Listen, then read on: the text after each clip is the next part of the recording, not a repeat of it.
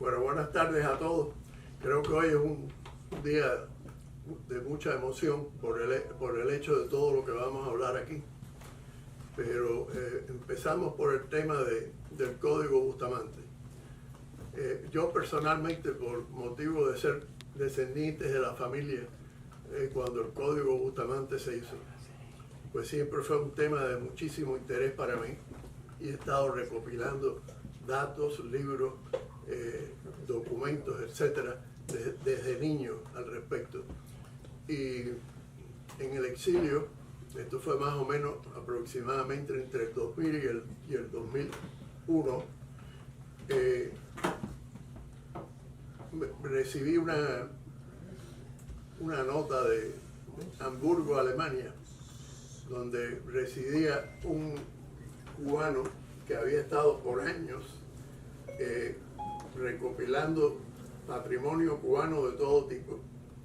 Estaba casado con una alemana, y entonces todo ese material iba a Hamburgo, Alemania, y de ahí pues él hizo todos los contactos en los Estados Unidos. But basically, I want to leave all this information in English, so that's the reason that we are meeting here.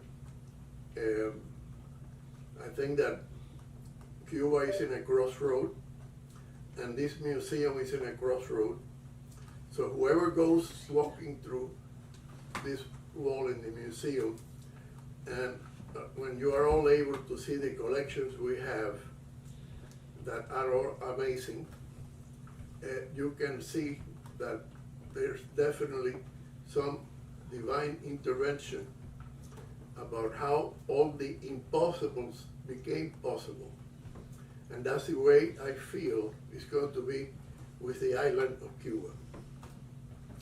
Cuba is a country that has had a lot of bad luck, but Cuba probably is one of the countries that proportionally to the surface and the land of being an island that is bigger than what most even Cubans believe, because it's the size of England, has had significant influence in the world in many different ways. I think regarding heroes, Cuba is probably one of the countries that proportionally has had more heroes, and definitely is a country in America that fight for more than 30 years in 3 different wars for independence. And regarding prominent people in the different fields, is the same. Whoever knows some about the history of the Cubans. I personally mention frequently that now that we are 62 years since the disintegration of our nation by the communists,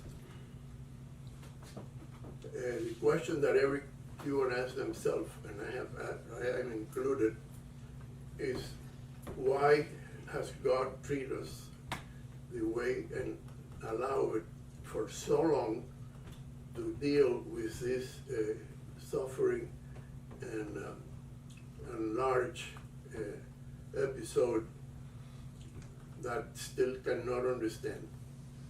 I really believe that Cuba, God has a mission for the Cubans. And I have reached conclusion, and I may be wrong, that the mission is that we are going to be the ones that bury communism in America. And I believe that we are there already in that last stage. The episodes of July the 11th are practically the beginning of the end of that system. And we all pray, since most of us, we're at the end of our life or very close, that we can see at least the beginning. So going back to the reason we're here today is that the notification there from this friend in Hamburg, Germany, was that the Bustamante coat was for sale. So I answered him. He said, well, I am definitely interested, not only for my family to save the original coat, but also for the future of Cuba, of being able to have it in the future. And so he was asking $10,000, and I talked to him, and we had a exchange of emails and so forth, and the price was dropped to $4,500, which my impression, I didn't plan to spend that money in something like that, but I felt that any university in Europe or the United States, a coat of that category would give a price of probably $100,000, and but my intention was to save it. So the process took about 6 to 8 weeks.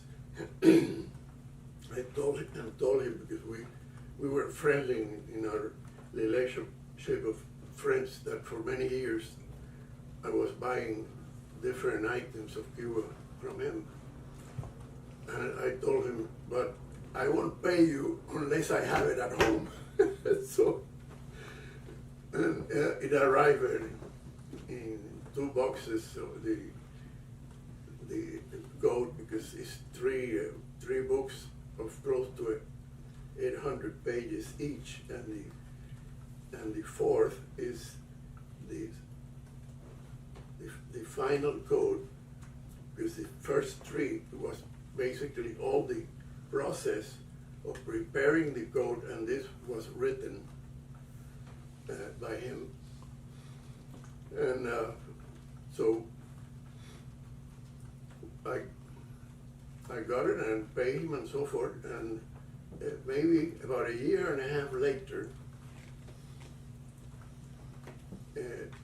coming to Nostalgia Cubana that we used to celebrate every year in the month of May, Ramiro Casañas, which was a dealer on Cuban items and all the pillage of the patrimony, he would buy and sell, and we became good friends. He gradually, out of the business and the interest in making money with that process, he became a very patriotic individual, because he developed a sense of identity and patriotism, in which he ended up protecting some of those antiques, documents, and old books, just like a person like me, that all my life I have been dedicated to books and historical documents.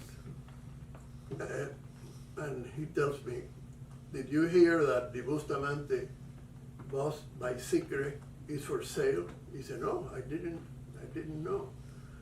Personally, I didn't even know that Sicre had made this bust of Antonio Sanchez de Bustamante. And then he told me, but I'm going to give you a priority to buy it, since you are from the family, but if you don't buy it, I will.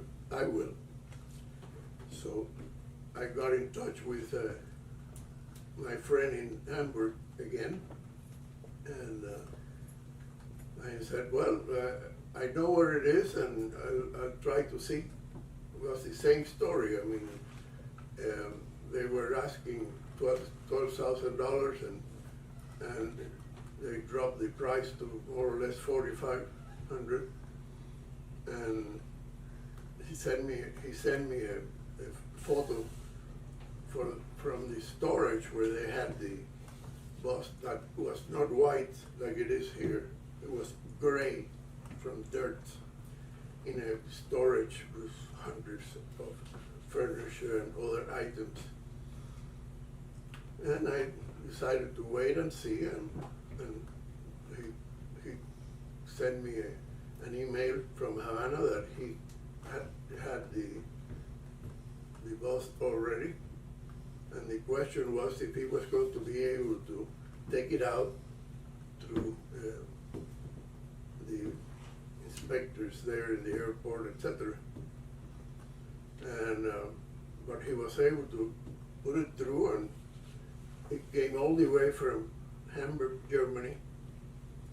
So we went from Havana to Hamburg and from Hamburg to Orlando. It arrived in 2 wood boxes, exactly like he had assembled in Cuba. And the truck that took those 2 boxes were so huge that we live in a cul-de-sac, and all the neighbors were calling out because this huge truck. We said, how can they be so silly to send a truck like that to a cul-de-sac street?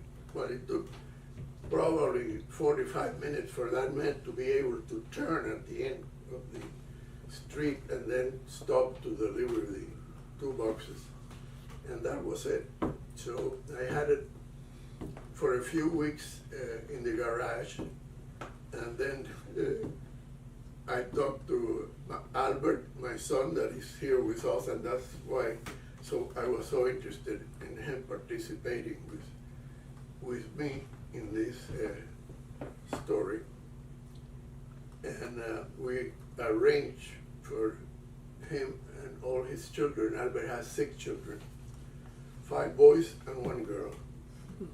And they were much smaller now, except the twins that are 13, they are all close to 20, the girl, and between 20 to 27, the other 3. But we decided what date and so forth. So we opened the boxes. I brought some pictures that maybe somebody can go and pick them up, and we can show them here. We'll see them when we move to the conference room. And so after that, I waited for 3-4 years with the boxes there in the garage. Maggie, my wife, that is the most tolerant and lovely person, 3 times told me, said, but you are not going to put it in our living room.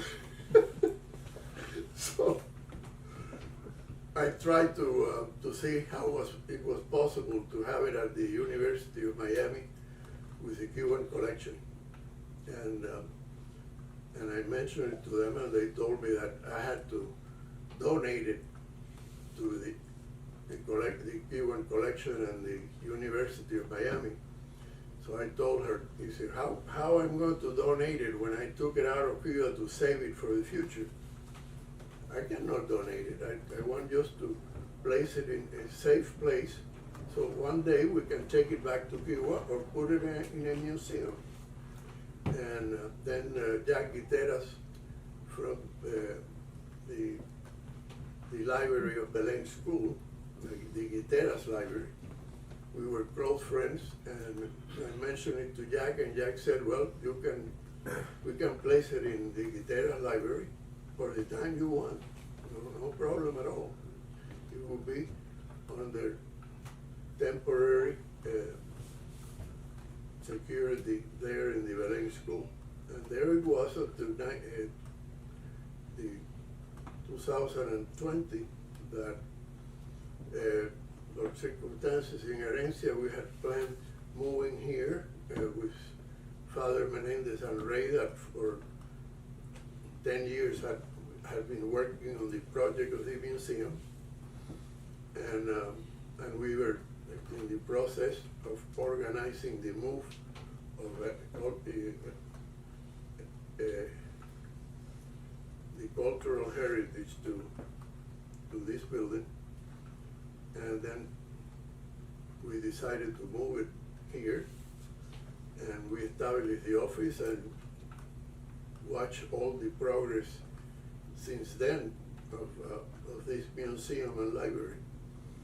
So I think that regarding all this process, I want to mention that because of the events of July the 11th, all of us have developed some optimism that the dream for 62 years is getting closer and more possible than before. And I believe that this institution and the Cuban cultural heritage have the ability to play a role in organizing the exiled community for that process, because the polarization and division of the Cuban people is terrible. And I think that's going to be one of the most difficult moments for us when all this takes place. And we are not prepared in exile for that moment. Hundreds of different plans, multiple groups have been created through the years, and some of them 10, 15 years later, they don't exist anymore. And it's because of the duration. So hope is lost and so forth, but now it's a necessity. So in other words, many of us that were still active in the fight against communism decided that it was a good idea to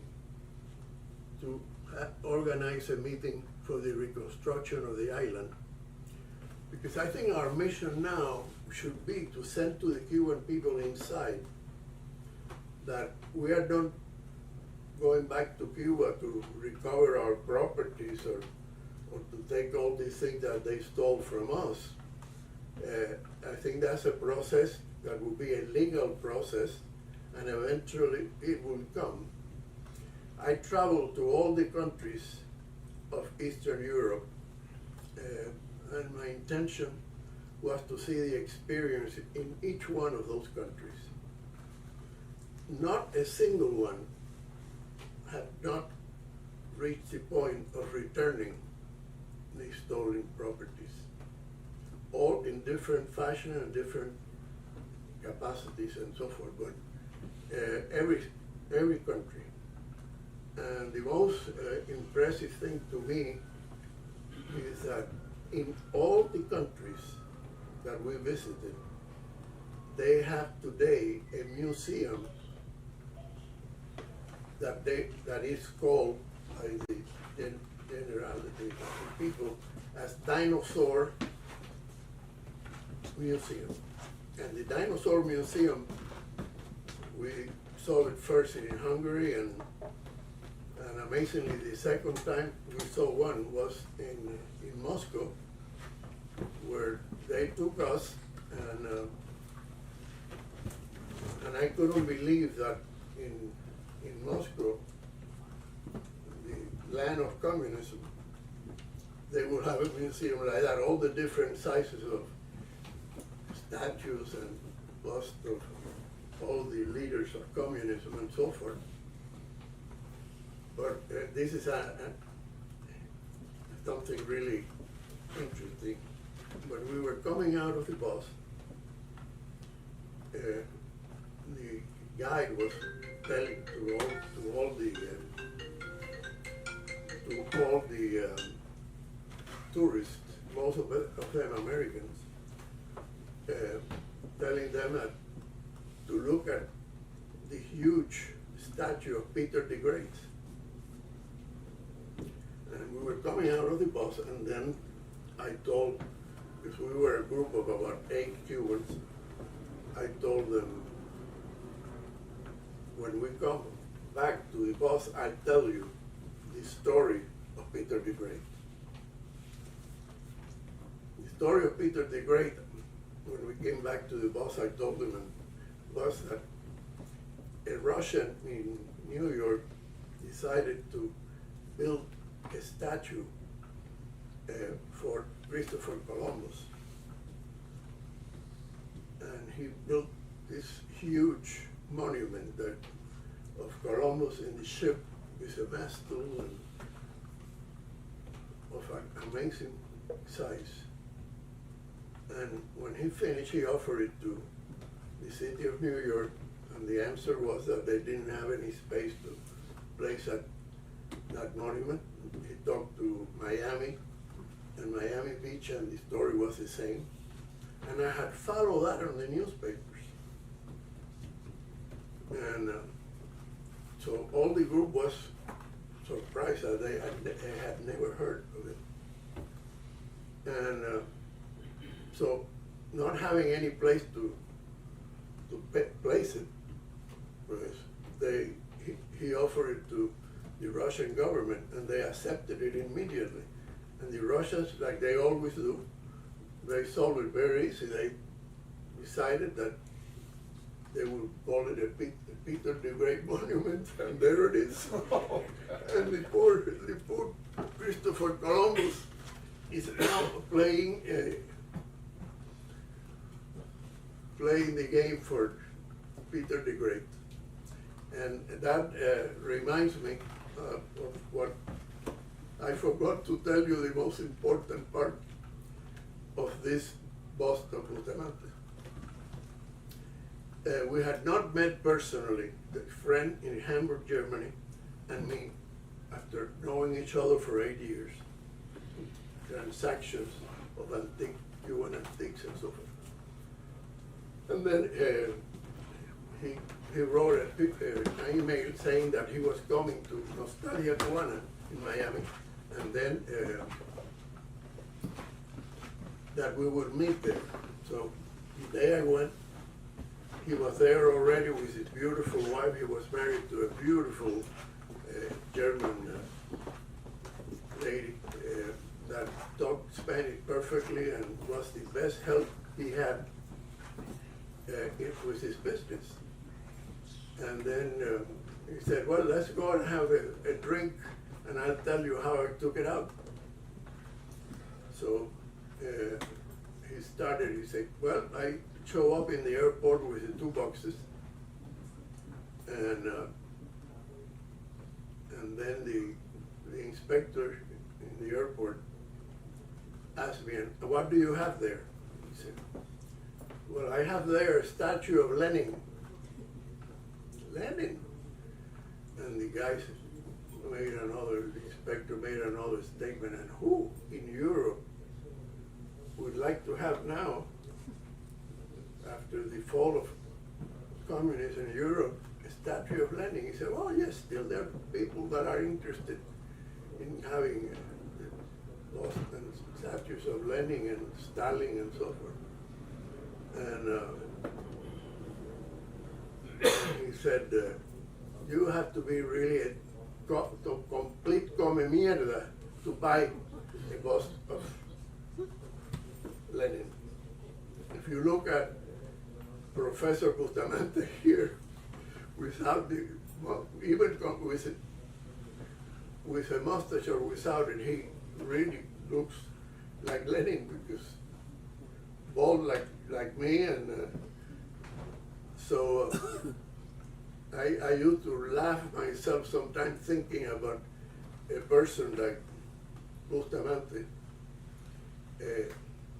with that story that he had been used Lenin's name to escape out of Cuba. And it's very, very interesting. A book, the Editorial Cubano, Luis Botifol, that did such an amazing job with making replicas of the most famous books of the colonial times and the Republic, but basically the Republic. He called me and he asked me that he wanted me to make the one on Bustamante. And I told him, well, I am very honored and I would, well, give me a few days to think about it, because my first reaction was that, not being a lawyer and so forth, I didn't have all the information available, but I fortunately had it because I had read multiple of his books and I had many of his books. But the main reason I accepted, because I had the privilege of knowing him. I live in La Coronela between 1943 to 1958. My grandfather built this house with the dream that all his children could live there and some of his grandchildren and so forth, but that never lasts too long. The new generation don't like the idea of living 2 or 3 generations in one house, but I had the privilege that I lived 13 years with my father and my great-grandfather. And from my great-grandfather, I developed the passion for medicine. He was an obstetrician, that was my specialty in medicine. And from the visits of Antonio, they were very close friends, and frequently they would visit each other. It was like another galaxia of what the world is today. But I had the privilege of living on that world that now is gone. And I have lived proud, very, very proud of what I learned from them. Every time he would visit, I was the young child that would open the door for him. And he always would spend time asking me about me, personal things about me, that I will never forget, because usually prominent people are famous for not having much concern for little things of children, but every person I have known that knew him, they describe it this way. A man with extreme generosity. All his years as a professor in the university, all his textbooks, of all the books he wrote, he would send for free to universities and libraries all over the world for free. And the students in the law school that were not of an economic position that could buy the books, he would automatically, he was known that they could get the textbooks of the law school free from him. And that is, usually you don't see details of that, personal details about that on persons when biographies are written of him.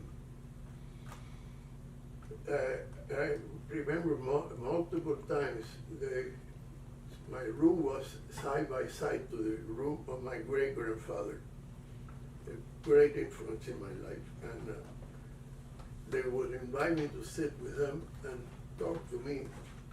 And this is when I was just 8, 9 years old, 10 years old.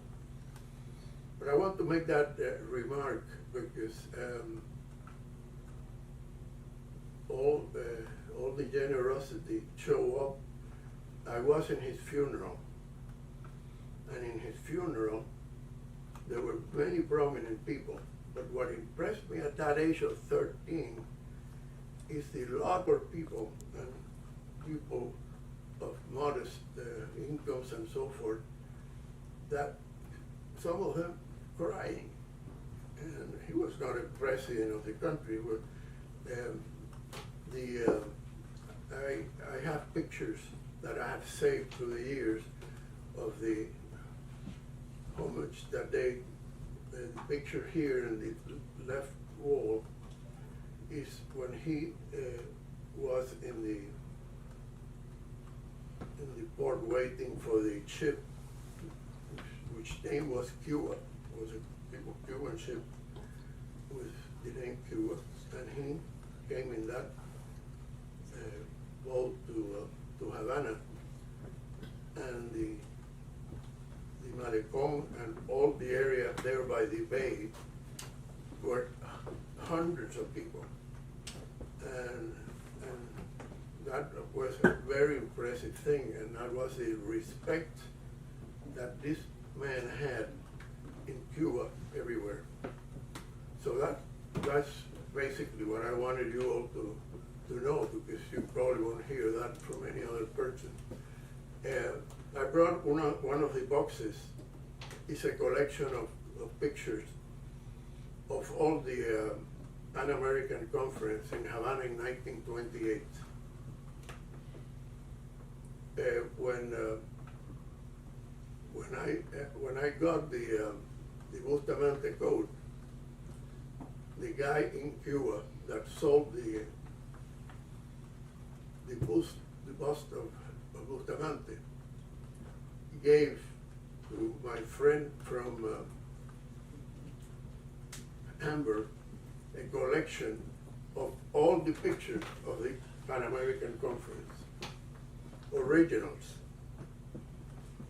And I made a book that is in this furniture here with all those original pictures. And just 3 years ago, just to give you an idea, the biggest archive in America, but I don't know if the United States was included, but South and Central America, the biggest archive was made by Carlos Miguel de Céspedes during the Machado government. It was famous worldwide. And all those pictures for all the years of the Castro government, they have been selling them all over the world. And my daughter, about 3 or 4 years ago, as a Christmas present, she bought to me 25 pictures of those original. So I had some repeated from the ones that I've been able to find before, and she got that through the internet with a lawyer in Brazil. I just couldn't believe when I saw it, because they were in perfect conditions and they were originals, all with the stamp of the archive of Carlos Miguel de Céspedes. All that has been sold as part of our patrimony. And today, 62 years later, they are still the same places where they used to put all the stolen goods, full of items of the village of the patrimony. Still today, they're selling our patrimony.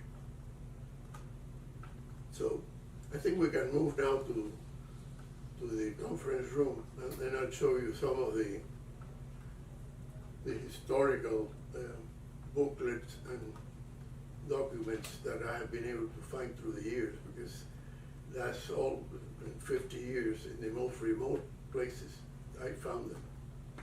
You know, in one of my trips to London with Maggie, one of the things we do 3 times we were in London, we went to all those antique places that are famous in the whole world.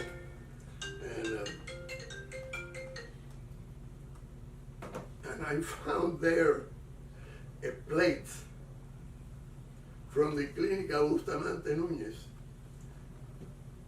from the hospital and clinic of my grandfather. And I have it in my library in London. So,